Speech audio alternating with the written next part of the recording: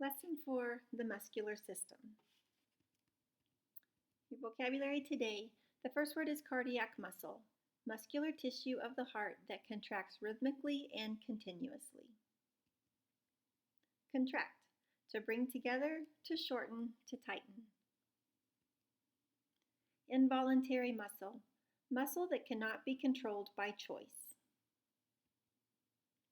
Muscles, body tissue made of long cells that can contract or tighten and relax to produce motion. Nerves, bundles of fibers throughout the body that transmit sensations, information, and instructions to the brain and spinal cord. Voluntary muscles, muscles that can be controlled by someone's own choice. Vulnerable, able to be hurt or injured. The muscular system. Hi guys, it's me, Ricardo. Last time we were together, I told you that our next discussion would be about a system that works extremely well with your skeletal system.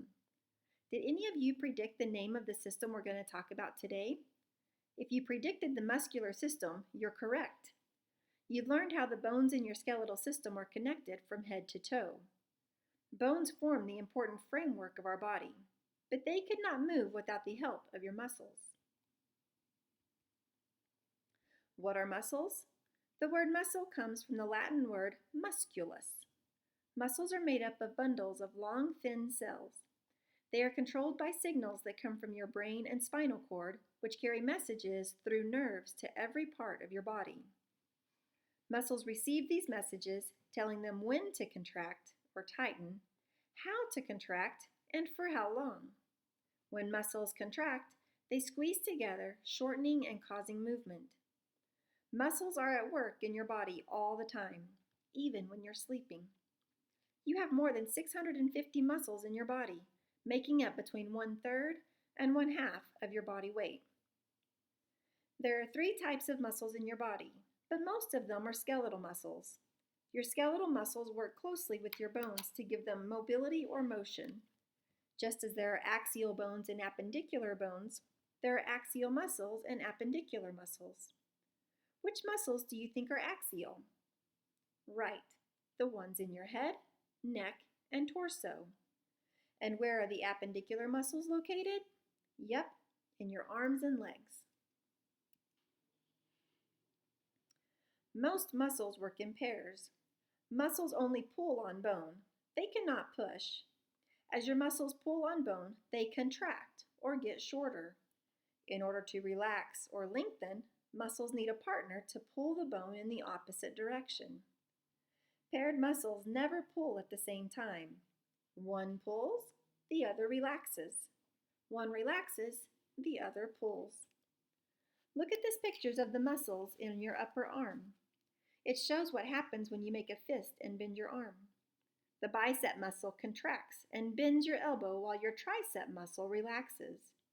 When you straighten your arm out again, your tricep muscles contract and the bicep muscle relaxes. By working in pairs, taking turns pulling on your bones, skeletal muscles enable you to ride a bike, play the guitar, or climb a mountain. Skeletal muscles come in all sorts of shapes and sizes, fat and skinny, long and circular. Because you control your skeletal muscles, deciding when and how you want to move your bones, they are called voluntary muscles. The movement does not happen automatically. You make a conscious decision to move the muscles attached to your bones. Narrow rope-like tissues, called tendons, attach bones to muscles. You can see the tendons under your skin if you flex your arm back and forth. Try it. Bend your elbow as if you wanted to show off your muscles and feel the tendon just under the skin on the inside of your elbow. What are other good places to view your tendons in action? Try looking at your neighbor's neck. Can you find the tendons as he or she turns their head? Can you find the tendons in your arms or legs? The muscles in your legs are the longest and strongest skeletal muscles in your body. One of these muscles is your calf muscle. See if you can feel your calf muscle at the back of your lower leg. Your calf muscle is responsible for much of your movement. helping you to bend your knee when you walk or run. It is attached to your heel bone by the longest and most powerful tendon in your body, the Achilles tendon. If your Achilles tendon is cut or torn, the use of the leg for jumping and running is lost immediately until it heals. An ancient Greek legend has long been told about the Achilles tendon as a figurative phrase to indicate our weak spots, places where we feel like we can most likely be hurt, either physically or emotionally. The myth goes something like this. Long ago, in ancient Greece, a baby was born. According to custom, his mother held him by the heel and dipped his body into the river Styx. It was thought that the waters of this powerful river could make a person invincible, unable to be defeated in battle.